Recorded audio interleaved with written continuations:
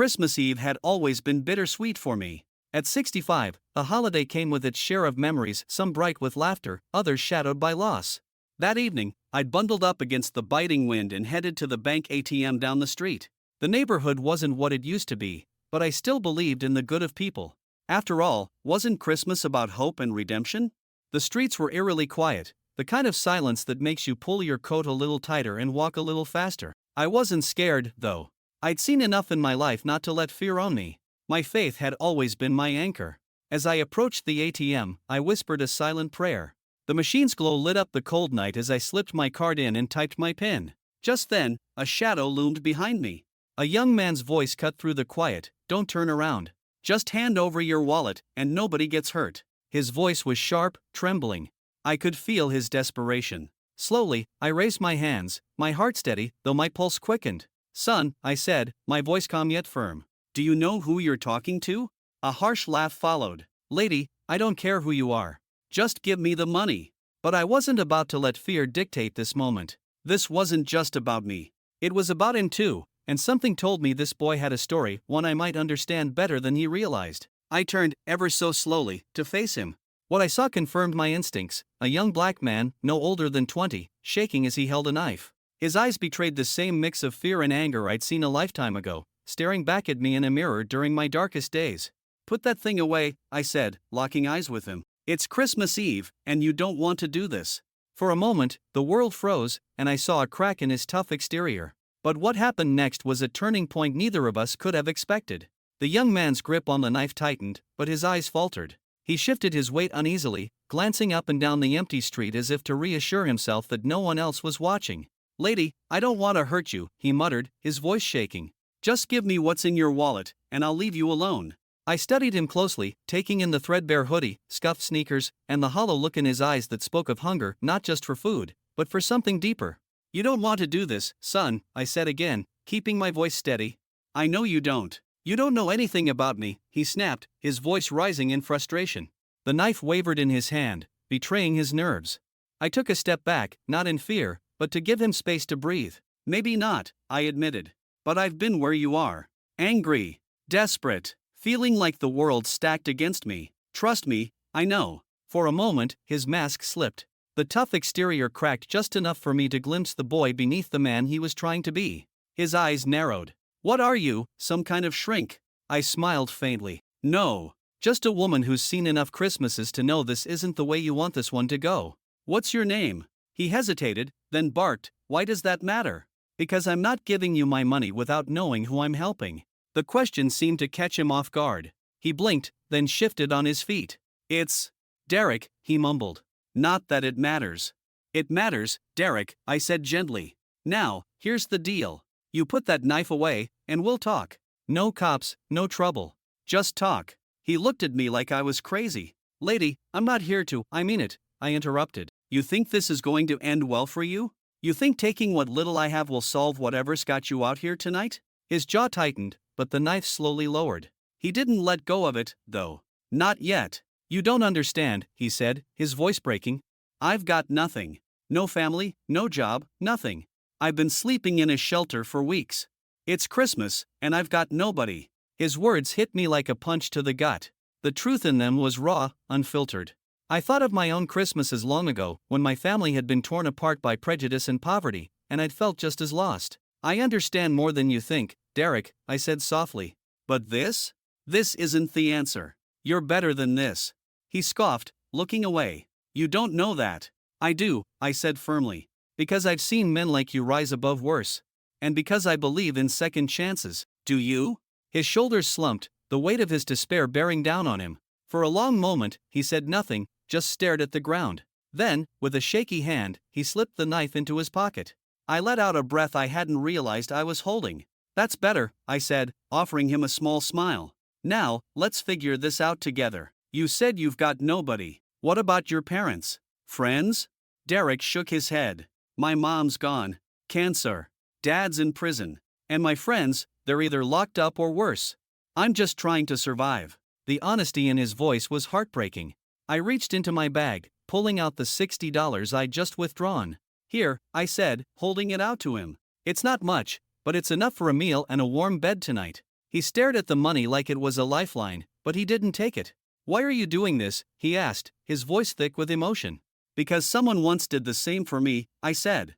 "And because it's Christmas. Nobody should feel alone on Christmas." He hesitated, then slowly reached out and took the money. His hands were shaking, and for the first time, I saw tears well up in his eyes. "Thank you," he whispered, his voice barely audible. "Don't thank me yet," I said, pulling out a piece of paper and scribbling down my number. "Call me tomorrow. I know a place that helps young men like you get back on their feet. But you've got to want it, Derek. You've got to fight for it." He looked at the paper, then back at me. "You really think I can turn this around?" I nodded. "I know you can. You just need someone to believe in you. And tonight, that's me." As he turned to leave, I watched him walk away, clutching the money and the paper like lifelines. My heart was heavy, but also hopeful. Christmas was about redemption, after all. And maybe, just maybe, Derek's story wasn't over yet. I stood there for a long moment after Derek disappeared into the night, clutching my coat tighter against the cold. The streets were still empty, the only sound the faint hum of Christmas lights flickering in nearby windows. My heart was heavy, yet a flicker of hope lingered. People could change. I'd seen it before. But would Derek call? As I walked back to my small apartment, memories of my own struggles resurfaced. I'd been around his age, once desperate enough to consider choices I'd rather not admit. Back then, it had been a stranger's kindness that pulled me from the brink. A retired schoolteacher named Miss Loretta had seen something in me when no one else had, offering me a warm meal and a couch to sleep on when I had nothing but the clothes on my back. Now, it felt like life had come full circle. Perhaps this was my chance to pay it forward. The next morning, I woke early, the winter sunlight streaming through the window. My tiny Christmas tree sparkled in the corner, its ornaments a mix of old and new, each one carrying a memory. I made my coffee and sat by the window, watching the quiet street below. My phone sat on the table, the scrap of paper I'd given Derek weighing on my mind. Would he use it? Or had he already disappeared into the city, the money gone and the moment forgotten? I tried to push the thought aside, reminding myself that faith wasn't about guarantees. It was about believing even when you couldn't see the outcome. It was mid-afternoon when the phone rang. The number was unfamiliar, and my heart leapt as I answered. "Hello?" A pause, then a familiar voice, hesitant and unsure. Miss, it's Derek. From last night." Relief washed over me. "Derek, I'm glad you called." He cleared his throat, his voice still tinged with uncertainty. "I thought about what you said. About getting help. I don't know if it's for me, but you're willing to try," I finished for him. "Yeah," he said softly. "That's all it takes," I replied. "Are you free this afternoon? I can meet you at a diner nearby and take you to a place I know. They specialize in helping young men like you find work and get back on their feet." There was a long pause, and for a moment, I thought he might back out. But then he said, "Okay. Where should I meet you?" An hour later, we were sitting across from each other in a small, family-owned diner. Derek looked different in the daylight, still rough around the edges, but there was a vulnerability in his posture that hadn't been there the night before. He fidgeted with the menu, avoiding my gaze. "Order whatever you want," I said, smiling. "It's on me." He glanced up, surprised. "You don't have to do that."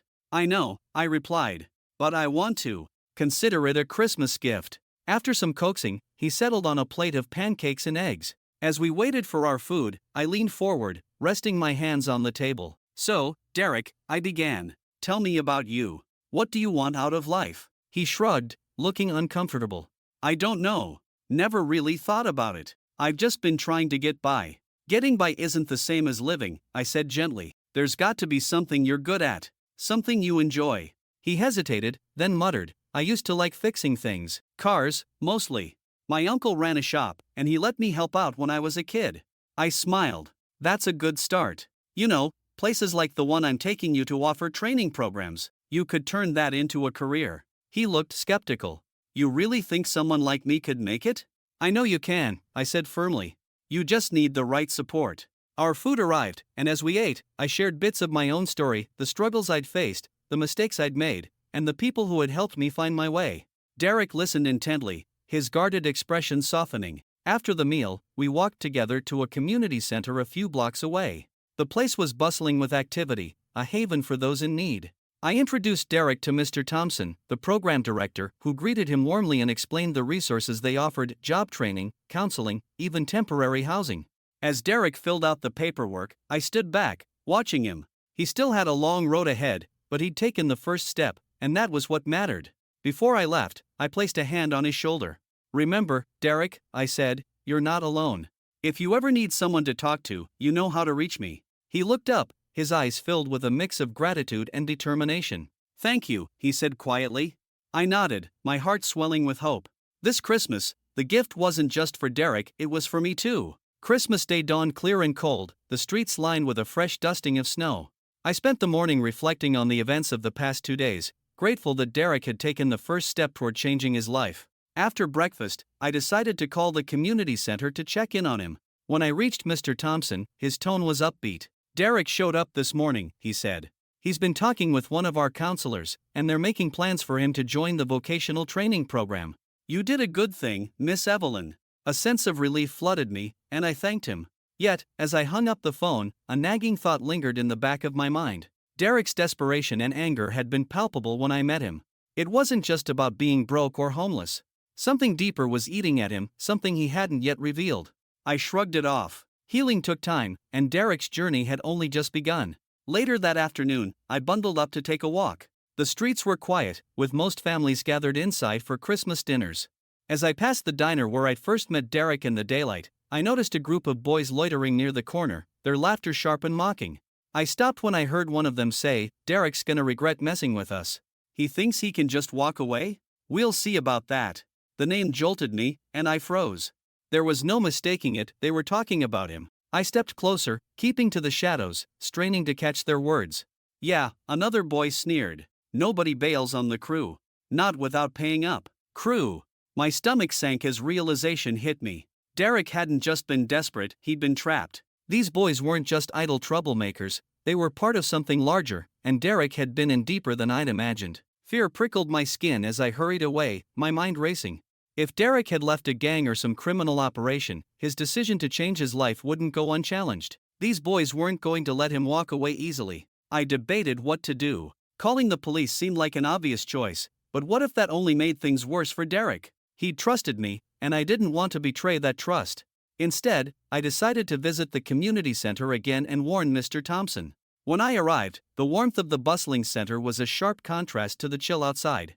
I spotted Derek in a corner, talking animatedly with a counselor. Relief washed over me as I saw the faintest trace of a smile on his face, a stark difference from the guarded, angry boy I'd met at the ATM. "Miss Evelyn," he called, noticing me.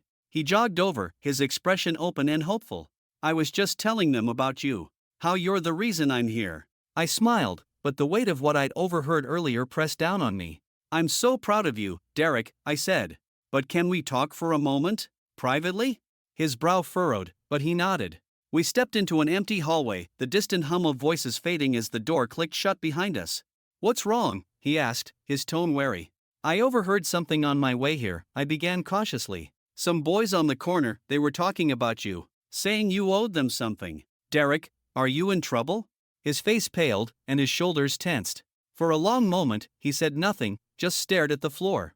Then, with a heavy sigh, he leaned against the wall, his voice barely above a whisper. "Yeah," he admitted. "I was running with them for a while. They're part of a gang in the neighborhood. It wasn't supposed to be permanent, but once you're in, it's hard to get out." "And now they're angry because you left?" He nodded. "They think I bailed on them, and they want money I don't have." My heart ached for him, but fear for his safety gripped me. "Derek, this is serious. You can't face them alone." "I know," he said quietly. "But what am I supposed to do? If I don't pay, they'll come after me, and anyone who tries to help me." The implication was clear, and I felt a shiver run through me. This wasn't just about Derek anymore, it was about anyone who dared to support him, including me. "We'll figure it out," I said firmly, trying to mask my own fear. "You're not alone in this." But even as I spoke the words, I couldn't ignore the sense of foreboding creeping over me. Derek's past wasn't going to let him go without a fight, and I had a sinking feeling that the fight was just beginning. Derek's revelation weighed heavily on both of us. The dimly lit hallway where we stood felt suddenly colder, as if the gravity of his situation had seeped into the walls. He looked at me with an expression I recognized all too well, part defiance, part fear. It was the face of someone bracing for a storm he wasn't sure he could weather. "Derek," I said after a pause, my voice steady but low, "have you told anyone else here about this? Mr. Thompson? The counselors?" He shook his head quickly. "No. They're good people, but they don't get it. They think you can just walk away from stuff like this. But it's not that simple. I nodded, understanding his hesitation. I get that. But they need to know, Derek. They can help you better if they know the whole story. And I want to help, but I need to know what we're dealing with. His jaw tightened, and he ran a hand over his face. They're not going to stop, he said finally. They want $500. Said if I don't pay by the end of the week, they'll come after me. Or worse. The words hung heavy in the air. I swallowed hard, forcing myself to stay calm. Derek, listen to me, I said. We're not going to let this happen, but we need a plan. If they think they can intimidate you, they'll keep doing it, even if you pay. He looked at me, a flicker of hope in his eyes. You really think we can stop them? I do, I said firmly. But it's going to take courage on your part. Are you willing to trust me? After a moment's hesitation, he nodded. Good, I said. Here's the first thing we're going to do. You're going to tell Mr. Thompson. He's got connections, people who can help protect you and make sure these boys can't hurt you or anyone else here. The second thing? We're going to talk to the police. His eyes widened, and he took a step back. No way, he said. You don't get it. The cops don't care about people like me. All they see is another black kid who messed up. They'll just throw me in jail and forget about me. I reached out, placing a hand on his arm. Derek, I understand why you feel that way. Believe me, I do. But not all cops are like that. And if we go together, with Mr. Thompson's support, they'll see you're trying to make things right. He didn't respond right away, but I could see the conflict warring within him. Trusting the system that had failed him before wasn't easy, but the alternative, facing the gang alone, was far worse. Okay, he said finally, his voice barely above a whisper. But if this backfires, it won't, I said, though a part of me shared his doubt. We'll do this together. That evening, I sat with Derek in Mr. Thompson's office. The three of us huddled around a small desk as Derek recounted his story. His voice was steady but filled with emotion, and I could see how difficult it was for him to lay everything bare. Mr. Thompson listened intently, his brow furrowed in thought. When Derek finished, the older man leaned back in his chair and let out a deep sigh. Derek, I'm proud of you for being honest about this, he said. It's not easy to admit when you're in over your head. But Miss Evelyn's right, we need to involve the authorities. This isn't just about you anymore. These boys are a threat to everyone in the neighborhood. Derek nodded reluctantly. What if they don't believe me? What if they think I'm still part of it? We'll make sure they understand, Mr. Thompson said firmly. You're doing the right thing, and that counts for something. The next day, Derek and I sat in a small police station, the sterile walls and fluorescent lights amplifying the tension in the room. A young officer named Martinez took Derek's statement, his expression neutral but attentive. When Derek finished, Martinez leaned forward, his tone surprisingly kind. Derek, I'm glad you came to us. I know this isn't easy, but you did the right thing. We've been watching this gang for a while now, and your information could help us take them down. We'll make sure you're protected. I could see the relief on Derek's face, though it was tempered by lingering fear. What happens now? He asked. We'll look into this immediately, Martinez said. In the meantime, stay close to the community center. We'll arrange for extra patrols in the area to keep an eye out. As we left the station, Derek turned to me, his expression a mix of gratitude and exhaustion. Thank you, he said quietly. I don't know what I'd do without you. I smiled, squeezing his shoulder. You don't have to do this alone anymore, Derek. Remember that. But as we walked back to the center, a sense of unease crept over me. The gang wasn't going to take this lying down, and I couldn't shake the feeling that the battle was far from over. The days after our visit to the police station were tense. Derek stayed at the community center, throwing himself into the training program with a quiet determination. He was learning the basics of auto repair, his natural talent beginning to shine through, and for the first time in what seemed like years, I saw a glimmer of confidence in his posture. But beneath the surface, the shadow of the gang loomed large. I stayed in close contact with Mr. Thompson and Derek, checking in daily to make sure everything was all right. While the extra patrols around the center were reassuring, the reality was that the gang operated in the margins, slipping in and out of sight like smoke. One chilly evening, as I sat in my small apartment sipping tea, my phone rang. It was Mr. Thompson. His voice was calm, but I could sense the tension beneath it. Miss Evelyn, I need you to come to the center, he said. There's been a situation. My heart sank. What happened? Is Derek okay? He's fine, but some of the boys from the gang came by earlier. They didn't come inside, but they made it clear they know where he is. I grabbed my coat and was out the door in minutes, my mind racing. By the time I arrived at the center, Derek was sitting in a corner of the lobby, his shoulders hunched and his expression unreadable. What happened? I asked gently as I sat beside him. He didn't look at me at first, his hands fidgeting in his lap. They were waiting across the street when I left for lunch, he said finally. Didn't say much, just stared. It's like they wanted me to know they were watching. Fear coiled in my chest, but I forced myself to stay calm. Derek, you did the right thing by coming back here, I said. The police need to know about this. Did anyone get a good look at them? Yeah, he said, his voice tight. But I don't think it matters. They're trying to scare me, and it's working. They're scared too, Mr. Thompson interjected as he joined us. The fact that they're resorting to intimidation means they know they're losing control. But that doesn't mean we can take this lightly. As the days passed, the gang's presence became more overt. They didn't outright confront Derek, but their silent threats were impossible to ignore. It wasn't just him they were targeting, either.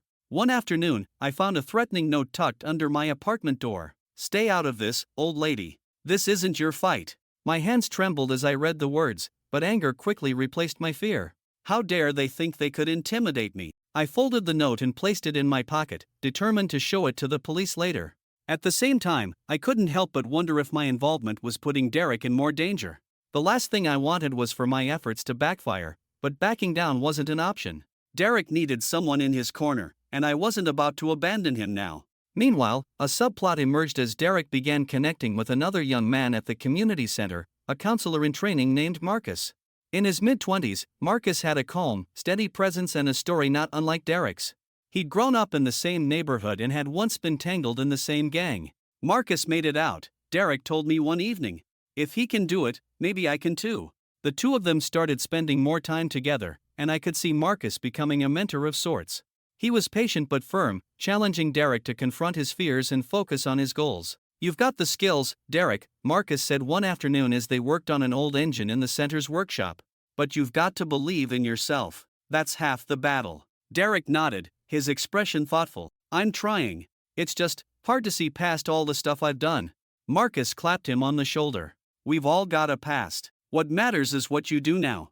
While Derek was making progress, the threats from the gang escalated. One evening, the center's front windows were smashed, sending a clear message. The police increased their patrols, but the gang's elusive tactics made it difficult to catch them in the act. As tensions mounted, I found myself leaning on my faith more than ever.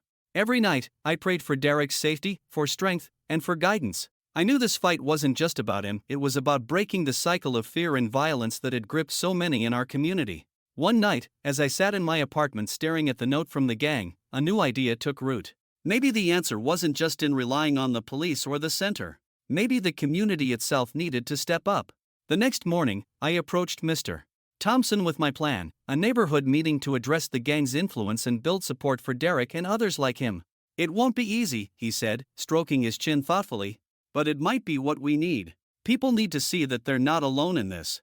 Organizing the neighborhood meeting was no small feat. The gang's influence stretched far, and fear hung heavy over the community. Many residents were hesitant to participate, worried about retaliation. Still, I pushed forward, rallying support from local leaders, church members, and parents who were tired of living under the gang's shadow. Derek, however, was conflicted. Miss Evelyn, I'm not sure about this, he said one afternoon as we prepared flyers at the community center. His voice was low, his gaze fixed on the floor. What if it makes things worse? For everyone? I paused, watching him carefully. He'd come so far in such a short time, but the weight of his fears still pressed heavily on him. Derek, I said gently, this isn't just about you anymore. It's about all the boys in this neighborhood who deserve a chance to live without fear. You've already taken the hardest step, choosing to leave. Now, you have a chance to be a voice for change. He looked up, his eyes clouded with uncertainty. What if they don't listen? What if no one shows up? They'll show up, Marcus chimed in from across the room. He had become a steady presence at Derek's side, a mentor and friend who understood his struggles in ways I couldn't. You've got more people rooting for you than you think. And even if only a few come, it's a start. Change doesn't happen overnight, man. Derek nodded slowly, the doubt in his expression giving way to cautious determination. The day of the meeting arrived, and the community center buzzed with activity. Volunteers set up chairs and tables, while others prepared coffee and snacks. I stood at the entrance, greeting people as they trickled in. To my surprise and relief, the turnout was better than I'd hoped. Parents, teachers, small business owners, and even a few teenagers filled the room. Their faces were a mix of weariness and hope, a reflection of a community tired of living in fear but uncertain of how to break free. Derek stood off to the side, shifting nervously as he scanned the crowd. "There are a lot of people here," he muttered, tugging at his sleeves. "You'll do fine," I said, placing a reassuring hand on his shoulder. "Just speak from the heart." As the meeting began, Mr. Thompson addressed the crowd, outlining the center's efforts to provide alternatives for at-risk youth. Then he introduced Derek, who stepped hesitantly to the front of the room. He cleared his throat, his hands gripping the podium tightly. Hi," he began, his voice shaky. "My name's Derek, and, I guess I'm here to tell my story." The room was silent, all eyes on him. I could see the nerves etched on his face, but then something shifted. He took a deep breath and began speaking, his words gaining strength with each sentence. "I've made a lot of mistakes," he admitted. "I got involved with people I shouldn't have. At first, it seemed like they had my back, but they didn't. They don't care about you. Not really. They just use you." He paused, his gaze sweeping the room. "I thought there was no way out, but then I met someone who believed in me. Miss Evelyn gave me a chance when I didn't think I deserved one. And now, I'm trying to turn my life around." His voice cracked slightly, but he pressed on. "I know some of you are scared. I'm scared too. But if we don't stand up to this together, it's never going to stop." The room erupted into applause, and I saw something change in Derek. For the first time, he stood tall, his shoulders squared as if a weight had been lifted. After the meeting, a small group of parents approached me. "Thank you for organizing this," one woman said, her voice trembling. "My son's been hanging around with those boys, and I didn't know what to do. Maybe now I have a place to start." Another man nodded. "If we're going to take back this neighborhood, we need more meetings like this. We need to show those kids there's a better way." I smiled, encouraged by their determination. But as the crowd began to disperse, I couldn't shake the feeling that the gang wouldn't take this quietly. That night, my fears were confirmed. As I walked home from the center, a figure stepped out from the shadows, blocking my path. It was one of the boys I'd seen on the corner days earlier, his face twisted in anger. "You think you can fix everything with your little meetings?" he sneered. "You don't know what you're messing with, lady." I squared my shoulders, refusing to let him see my fear. "I know exactly what I'm doing," I said firmly. "And I'm not stopping." He stepped closer, his voice low and menacing. "You should. Before someone gets hurt." My heart pounded, but I stood my ground. "If you want to scare me, you'll have to try harder than that," I said, my voice steady despite the fear coursing through me. He glared at me for a long moment before backing away. "You'll regret this," he said, disappearing into the night. As I hurried home, I realized the fight was far from over. The gang was escalating, and the stakes were higher than ever. But I also knew one thing for certain: I wasn't alone. The morning after my encounter with the gang member, I awoke with a sense of foreboding. His threat echoed in my mind, and though I was determined to push forward, I couldn't ignore the creeping fear that someone might get hurt. At the community center, the air was charged with a similar tension. The broken windows had been boarded up, but they served as a constant reminder of the gang's presence. Derek was unusually quiet as he worked in the auto shop, his normally steady hands trembling slightly as he adjusted a wrench. "Everything all right?" I asked, leaning against the workbench. He nodded, but his eyes didn't meet mine. "Just thinking," he said. "About the meeting. About what's next." "You did something incredible, Derek," I said, trying to reassure him. "The community's behind you now. That's a powerful thing." He sighed, setting down the wrench. "Yeah, but what happens when the gang decides to make good on their threats?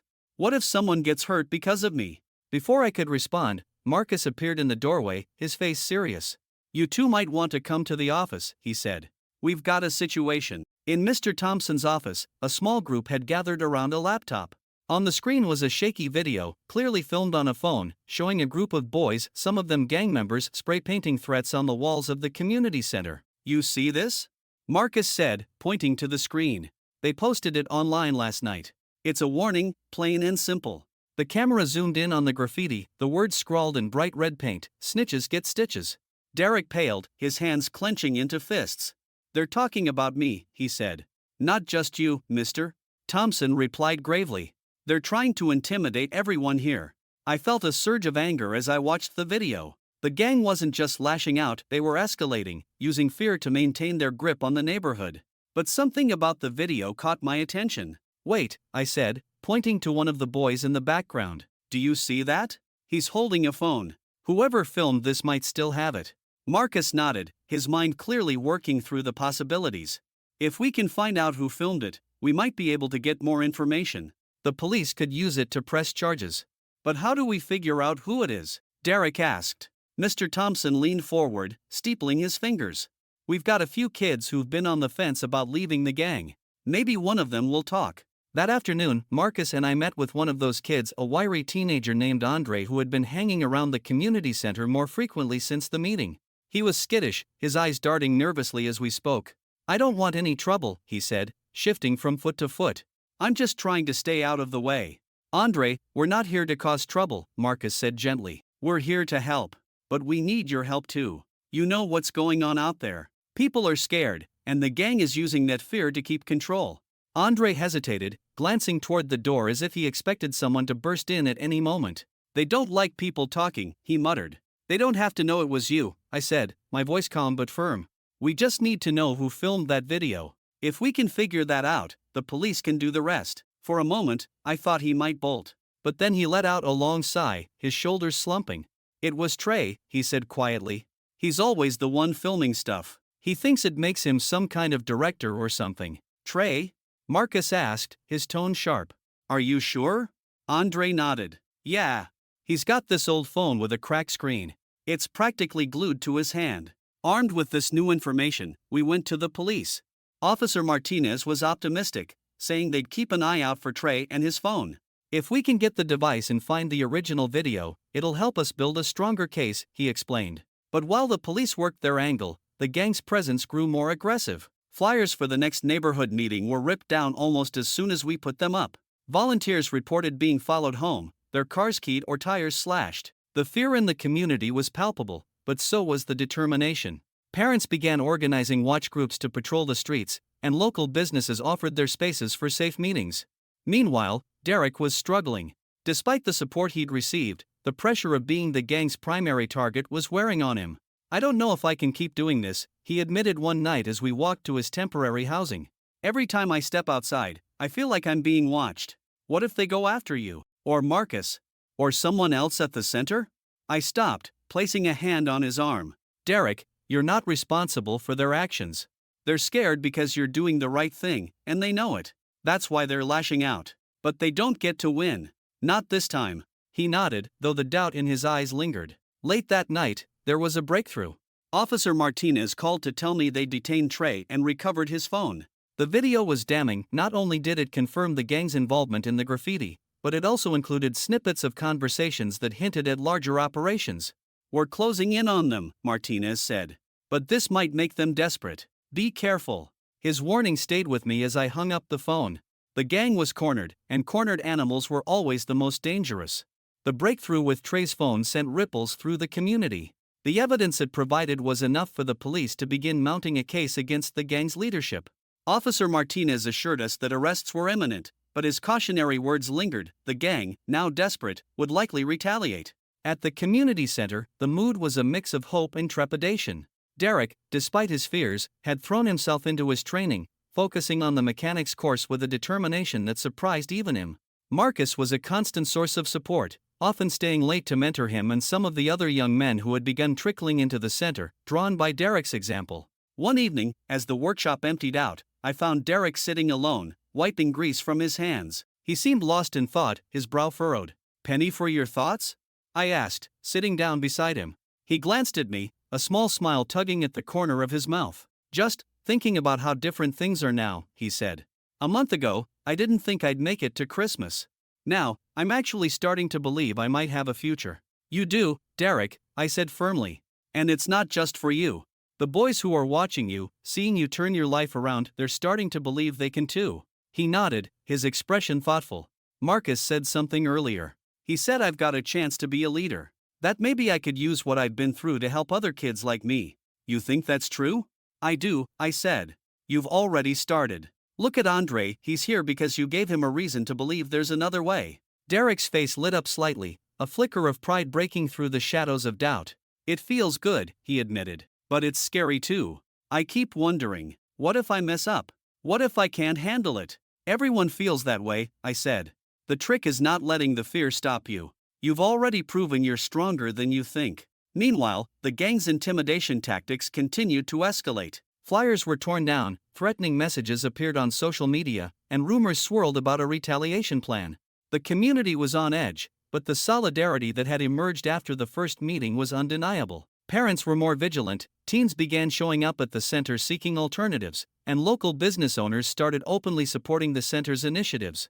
In the midst of this, Marcus began to share more of his own story with Derek. "Back when I was in your shoes," Marcus said one evening, leaning against a workbench, "I didn't think I'd make it out either. But someone gave me a shot, just like you're getting now. It wasn't easy. There were times I wanted to give up. But I learned that the only way to beat fear is to face it head on." Derek listened intently, his gaze steady. "Did you ever, worry about what people thought? About being judged for your past?" Marcus nodded. "All the time. But I realized that what other people think doesn't define me. What defines me is what I do now, in the present. That's what people remember." Their conversations deepened their bond, and I saw how Marcus's guidance was helping Derek not just survive, but thrive. One afternoon, as I was leaving the center, Andre stopped me in the hallway. "Miss Evelyn," he said nervously, glancing over his shoulder. "Can I talk to you?"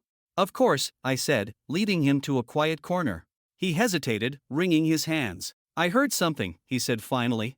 "The gang, they're planning to hit the center. Soon." A chill ran down my spine. "Do you know when?" He shook his head.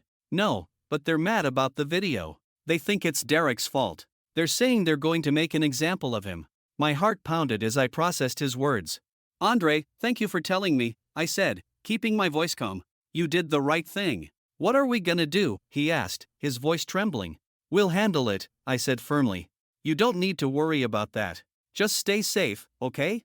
As he nodded and walked away, I immediately called Officer Martinez, relaying what Andre had told me. "We've had similar intel," Martinez said. "We're close to making arrests, but we'll step up patrols around the center in the meantime. Keep an eye out, and let me know if you hear anything else." That evening, I gathered Derek, Marcus, and Mr. Thompson to discuss the threat. "We need to be prepared," I said, my voice steady despite the fear gnawing at me. "The gang's desperate, and desperate people do reckless things." Derek looked at me, his expression grim. "If they're coming for me, maybe I shouldn't be here. I don't want anyone else getting hurt because of me." "You're not running," Marcus said firmly. "That's what they want. If you leave, they win. But what if someone gets hurt?" Derek asked, his voice breaking. "Then we'll deal with it together," I said. "You've come too far to let them pull you back now. And you're not alone in this, Derek. None of us are." As we braced for the gang's next move, the bonds between us grew stronger. Derek wasn't just fighting for himself anymore, he was fighting for the community that had rallied around him. And despite the danger, I felt a renewed sense of hope. The storm was coming, but we were ready to face it. "Is this block good for you? Shall I move to the next one?" The storm arrived sooner than any of us had anticipated. 2 nights after Andre's warning, just as the center was closing for the evening, chaos erupted. I was in the back office gathering my things when I heard the first crash. It was the sound of glass shattering, followed by shouts and hurried footsteps. My heart jumped as I ran toward the main room, where Marcus and Derek were tidying up the workshop. "What's happening?" I asked breathlessly as I reached them. Marcus was already moving toward the door to the lobby, his posture tense. "Stay here," he said, his voice calm but firm. "No way," I said, following close behind. As we stepped into the lobby, the scene before us made my stomach twist. Several boys from the gang were inside, their faces partially obscured by bandanas. One of them held a bat, its splintered wood gleaming under the fluorescent lights. The shattered glass of the front door crunched beneath their feet. "This is your last warning," one of them shouted, pointing the bat at Derek, who had just entered the room. "You think you can snitch and get away with it?" Derek froze, his hands clenching into fists. I could see the fear in his eyes, but there was also something else, defiance. "Leave now," Marcus said, stepping between Derek and the intruders. His voice was steady, but his eyes burned with intensity. "You're not welcome here." The boy with the bat sneered. "You think you can stop us? This is our neighborhood." "It's not yours anymore," I said, stepping forward. My voice surprised even me, firm and unwavering. "We're done living in fear. Now get out before you make things worse for yourselves." The boy hesitated, his grip on the bat tightening. I could see the uncertainty flickering in his eyes, but the others egged him on. "You're just an old lady," one of them jeered. "You can't stop us." The sound of sirens cut through the tension like a knife, growing louder with each passing second. The boys exchanged nervous glances. "Go," the leader barked, shoving one of the others toward the door. They scrambled out, disappearing into the night just as 2 police cruisers screeched to a halt outside. Officers spilled out, their flashlights cutting through the darkness as they searched for the gang members. The aftermath was chaotic. The police took statements from everyone who had witnessed the incident, while a small team assessed the damage to the center. Derek sat silently in a corner, his shoulders hunched and his hands shaking. I knelt beside him, placing a hand on his arm. "Are you okay?" He looked up at me, his eyes filled with a mix of fear and frustration. "This is never going to end, is it?" "It will," I said firmly. "They're losing their grip, Derek. That's why they're lashing out. But the police are closing in, and the community is behind you. You're not alone in this fight." The next day brought a turning point. Officer Martinez called with news that several high-ranking members of the gang had been arrested overnight, including the boy who had led the attack on the center. "We've got enough evidence to charge them," Martinez said. "This should weaken the gang significantly, but it doesn't mean the danger is completely gone. The lower-level members might still try to retaliate, so stay vigilant." The news spread quickly through the neighborhood, and the response was immediate. Parents, business owners, and volunteers flooded the community center, offering help with repairs and organizing a new wave of neighborhood patrols. Derek, despite his lingering fear, was at the heart of it all. He worked tirelessly alongside Marcus and the other volunteers, determined to show the gang and himself that he wouldn't back down. Amid the rebuilding efforts, another subplot emerged. Andre, inspired by Derek's resilience, began stepping out of the gang's shadow in earnest. He approached Marcus one afternoon, nervously asking about the center's vocational programs. "You really think I could do something like that?" Andre asked, his voice hesitant. Marcus smiled. "I know you can. It's not going to be easy, but if you're willing to put in the work, we'll help you every step of the way." Andre glanced at Derek, who was helping a group of volunteers paint over the graffiti on the center's walls. "He's different now," Andre said. "It's like he's not scared anymore." "He is," Marcus said. "But that's what makes him brave. It's not about not being afraid, it's about doing the right thing anyway." Andre nodded slowly, a spark of determination lighting in his eyes. As the center came back to life, Derek's transformation became increasingly evident. He wasn't just a participant anymore, he was a leader. He began organizing small mentoring sessions for other boys at the center, sharing his story and encouraging them to believe in their own potential. "It's weird," he admitted to me one evening as we sat in the workshop. "I never thought anyone would look up to me, but now, I feel like I owe it to them to keep going." "You're doing more than keeping going, Derek," I said.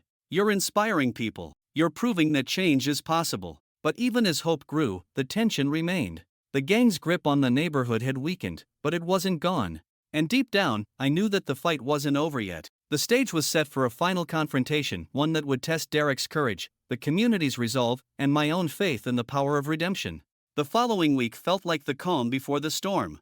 The gang's leadership had been arrested, but the streets weren't entirely quiet. Rumors swirled of a faction within the gang, younger and more reckless, preparing to retaliate. The neighborhood's collective resolve was strong, yet the fear remained palpable. At the community center, Derek continued to lead by example, despite the growing tension. He'd become a beacon of hope for the younger boys, particularly Andre, who now shadowed him like a younger brother. "Miss Evelyn," Derek said one afternoon as we worked in the workshop, "do you ever feel like, I don't know, like you're on borrowed time? Like all the good stuff could just disappear any second?" I put down the wrench I was holding and looked at him. "I've felt that way before," I admitted. "But I've learned that the fear of losing something good shouldn't stop you from building more good things. Fear only has power if you let it." He nodded, though his eyes remained clouded with doubt. That evening, just as the center was closing, Marcus burst into the workshop, his face taut with urgency. "They're coming," he said, his voice low but firm. I froze. "Who?" "Some of the younger gang members. Andre just overheard them talking on the corner. They're planning to hit the center tonight." Derek stood abruptly, his hands curling into fists. "We have to stop them," he said. "We will," Marcus replied. "But we're not doing it alone. I've already called Martinez. He's sending backup." I glanced at the clock. It was 7:30 p.m., and the streets outside were dark and quiet. The center was nearly empty, with only a few volunteers left cleaning up. "Let's lock the doors and keep everyone inside," I said. "We'll wait for the police." But Derek shook his head. "No," he said firmly. "If they see me here, maybe they'll back down. They're mad at me, not the center. This is my fight." "Derek, no," I said, my heart pounding. "You don't need to put yourself in danger. The police will handle this." "Miss Evelyn," he said, turning to me, his voice steady. "You've done everything for me. You believed in me when no one else did. Now it's my turn to step up." By the time the gang arrived, a plan was in motion. Marcus and I stayed inside with the volunteers, while Derek stood on the front steps, flanked by two police officers in plainclothes who had arrived discreetly. Martinez had assured us that additional officers were on their way. The gang's approach was loud and chaotic. A group of 6 boys, all barely out of their teens, swaggered down the street, their voices raised in mockery and threats. "Well, look who it is," one of them called out as they neared the center. "The big man who thinks he's too good for us now." Derek didn't flinch. He stood tall, his hands at his sides, his expression calm but resolute. "I'm done with this," he said, his voice carrying across the street. "You can do whatever you want to me, but I'm not going back. And neither is anyone else here." The leader, a wiry boy with a scar across his cheek, stepped forward, smirking. "You think you can just walk away? You think you're better than us?" "I think I deserve better," Derek replied. "And so do you. This life? It's not worth it." The boy's smirk faltered, and for a moment, there was a flicker of doubt in his eyes. But the others behind him jeered, pushing him forward. "You're soft," one of them shouted. "You don't belong here anymore." At that moment, the sound of sirens filled the air, growing louder with each passing second. The boys froze, their bravado slipping as panic set in. The scarred leader turned back to his crew, his voice low and urgent. "Scatter!" But it was too late. Police cars rounded the corner, their lights flashing, and officers poured out, blocking the gang's escape routes. The standoff ended quickly, with the gang members detained without a fight. As they were loaded into the back of the cruisers, I saw the scarred boy glance at Derek, his expression a mix of anger and something else, perhaps regret. "You're gonna regret this," he muttered as the door slammed shut. Derek watched them go, his posture rigid. When the last car disappeared down the street, he turned to Marcus and me, his shoulders sagging. "It's over," he said, his voice barely audible. "Not just yet," I said, stepping forward. "This is only the beginning, Derek. The beginning of a better life for you and for this community." The rest of the evening was a blur of police reports and cleanup, but by the end of the night, the tension that had gripped the neighborhood for weeks began to ease. The arrests marked a turning point, not just for Derek, but for everyone who had stood up against the gang's intimidation. As we locked up the center, Marcus clapped Derek on the back. "You did good tonight," he said. Derek nodded, a small smile breaking through his exhaustion. "I couldn't have done it without you guys, without all of this." "You're part of this now," I said.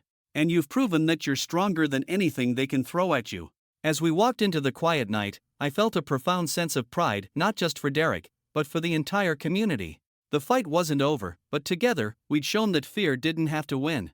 The days following the gang's arrests felt surreal. For the first time in months, the neighborhood seemed to breathe again. People walked the streets without constantly looking over their shoulders, and the sense of fear that had gripped the community began to lift. At the community center, Derek was hailed as a hero, though he didn't seem entirely comfortable with the attention. He threw himself even deeper into his work, using the momentum of the recent events to push forward. But the scars of what had happened lingered. Late one evening, as I prepared to leave the center, I found Derek sitting alone in the workshop, staring at an engine he'd been working on. "Derek?" I said gently, stepping into the room. "Everything all right?" He looked up, his expression unreadable. "Yeah," he said after a pause. "I've just been thinking about everything." I sat down beside him, waiting for him to continue. "It's weird," he said finally. "When I was in the gang, I always felt like I was just surviving. Like I was stuck in this cycle I couldn't get out of. But now, I feel like I have a chance to actually live. To do something that matters." "You do," I said firmly. "And you're already doing it, Derek. Look at how many people you've inspired. You've shown this community that change is possible." He nodded slowly, but his expression remained conflicted. "But what about them?" he asked. "The guys who got arrested. I used to be just like them. What if they never get the chance to turn things around?" His words hit me deeply. It was a question I'd asked myself many times over the years, how to help those who seemed beyond reach. "Not everyone will be ready to change," I said carefully. "But some will. And when they are, people like you can be there to show them the way. You've been in their shoes, Derek. That's what makes your voice so powerful." He seemed to take comfort in that, a small smile breaking through the seriousness of his expression. "Maybe someday," he said softly. "Maybe I can do for someone else what you did for me." The turning point came 2 weeks later, during the neighborhood's second community meeting. This one was larger than the first, with standing room only in the center's main hall. The arrests had emboldened the community, and people were eager to build on the progress that had been made. Derek stood at the podium, his confidence more evident now than it had been during the first meeting. He spoke about his journey, about the mistakes he'd made and the lessons he'd learned. But this isn't just about me, he said, his voice steady. It's about all of us, about this neighborhood. We've spent too long living in fear, letting people who don't care about us control our lives. But we don't have to live like that anymore. We're stronger together. The room erupted into applause, and I felt a swell of pride as I watched him. He had come so far, transforming from a boy consumed by anger and despair into a young man filled with purpose. The evening ended with a sense of triumph, but as I walked home, I couldn't shake the feeling that something was unfinished. Derek's progress had been extraordinary, but I knew that the road ahead would still be challenging for him, for the neighborhood, and for everyone who had taken a stand. It was just after 10 p.m. when my phone buzzed. The name on the screen made my breath catch. Andre. Miss Evelyn, he said quickly when I answered, his voice tinged with urgency. You need to come to the center. It's Derek. Something's wrong. When I arrived, the scene was chaotic. Derek stood outside, flanked by Marcus and a small group of boys from the center. Across from them, just beyond the reach of the streetlights, were three shadowy figures, young gang members who hadn't been arrested in the recent sweep. This isn't over, one of them shouted, his voice sharp and defiant. You think you can just walk away and everything will be fine? You're a traitor. Go home, Marcus said firmly, stepping forward. This doesn't have to end like this. But the boys didn't move, their anger palpable. Derek, however, stepped forward, his hands raised in a gesture of peace. Listen to me, he said, his voice calm but commanding. I know what you're feeling. I've been there. But this life? It doesn't lead anywhere good. You think they care about you? They don't. And you know that. The boys hesitated, their defiance wavering. You can be better than this, Derek continued. But you've got to choose it. No one can do it for you. For a moment, the tension hung in the air, thick and suffocating. Then, slowly, one of the boys turned and walked away. The others hesitated, their gazes flicking between Derek and each other, before following suit. As they disappeared into the night, Derek exhaled deeply, his shoulders sagging with relief. You all right? I asked, stepping beside him. He nodded. Yeah. I think we got through to them. Maybe not all the way, but it's a start. It's more than a start, I said, smiling. It's a step towards something better. The night ended quietly, but it marked the beginning of a new chapter, not just for Derek, but for the entire neighborhood. Together, we had faced fear, defied doubt, and proven that change was possible. And as I walked home, the Christmas lights twinkling in the distance, I felt a deep sense of hope for the first time in years. The days that followed the confrontation outside the community center felt like the dawn of a new era. The fear that had once gripped the neighborhood was giving way to something more powerful, hope. Though the scars of the past remained, the people who had come together during the crisis were beginning to see the strength in their unity. Derek, once hesitant and filled with self-doubt, was now at the center of this transformation. With Marcus's encouragement and the support of the community, he decided to take on an official mentoring role at the center. He helped lead a new program for at-risk teens, teaching them basic auto repair while sharing his story as a cautionary tale and a message of redemption. One afternoon, I found Derek in the workshop, surrounded by a group of young boys. He was patiently explaining how to replace a car's air filter, his tone calm and confident. Remember, he said, holding up the filter, it's not just about fixing what's broken. It's about learning how to keep things running smoothly in the first place. That's true for cars and for life. The boys nodded, hanging on his every word. I couldn't help but smile as I watched him. He had become more than a mentor, he was a role model, a living testament to the power of second chances. Outside the center, the neighborhood was changing too. The arrests had dealt a significant blow to the gang's influence, and the remaining members had either left the area or quietly disbanded. Community patrols continued, not out of fear, but as a way to maintain the sense of solidarity that had grown during the crisis. One evening, during a neighborhood meeting, I saw Andre step up to the podium for the first time. He was nervous, his hands fidgeting as he spoke, but his words were clear and heartfelt. I just want to say thank you, he said, his voice trembling slightly. To everyone here, and especially to Derek and Miss Evelyn. You showed me there's a better way. And now, I want to help others see that too. The room erupted in applause, and I felt a surge of pride. Andre's journey was just beginning, but his courage to take that first step was inspiring. As Christmas approached, the community came together to organize a holiday celebration at the center. It was a simple event, hot cocoa, caroling, and a tree decorated with ornaments donated by local families, but it felt like a victory. Derek helped decorate the tree, carefully hanging a handmade ornament he'd crafted in one of the center's art classes. When I asked him about it, he smiled. It's a reminder, he said, of where I started and where I'm going. The celebration was filled with laughter and warmth, the kind that only comes from people who have weathered a storm together. As I looked around the room, I saw faces that had once been marked by fear now glowing with hope. Later that evening, as the festivities wound down, Derek approached me. He held a small, wrapped package in his hands, his expression both nervous and excited. "This is for you," he said, handing me the gift. I opened it carefully, revealing a beautifully carved wooden cross. It was simple but elegant, the craftsmanship intricate and thoughtful. "Derek, this is beautiful," I said, touched by the gesture. "Did you make this?" He nodded. "Marcus helped me. I wanted to give you something to say thank you for everything." Tears filled my eyes as I looked at him. "You don't owe me any thanks, Derek. You did this. You chose to change your life, to fight for something better. I'm so proud of you." He smiled, his gaze steady. "I couldn't have done it without you, Miss Evelyn. You believed in me when I didn't believe in myself. That made all the difference." As the night came to an end, I walked home under a blanket of stars, the wooden cross clutched tightly in my hand. The streets, once dark and foreboding, now felt alive with possibility. This Christmas had brought its share of challenges, but it had also been a season of redemption and renewal. Derek's journey wasn't over, and neither was mine, but we had proven that change was possible. The next morning, I hung the cross in my living room, a symbol of the strength, hope, and faith that had carried us through. And as I sat by the window, watching the snow fall softly outside, I felt a deep sense of peace. This wasn't just the story of Derek or the neighborhood, it was the story of all of us, of what we could achieve when we chose to stand together, to believe in one another, and to fight for a better tomorrow.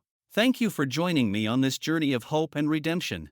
If Derek's story inspired you, consider how you can make a difference in your own community. Maybe it's supporting a local youth program, volunteering your time, or simply being there for someone who needs a second chance. Don't forget to subscribe to the channel for more stories like this, and be sure to watch our next video where we'll explore another tale of transformation and triumph. Together, we can create a world where everyone has the opportunity to rise above their challenges and find their own path to greatness.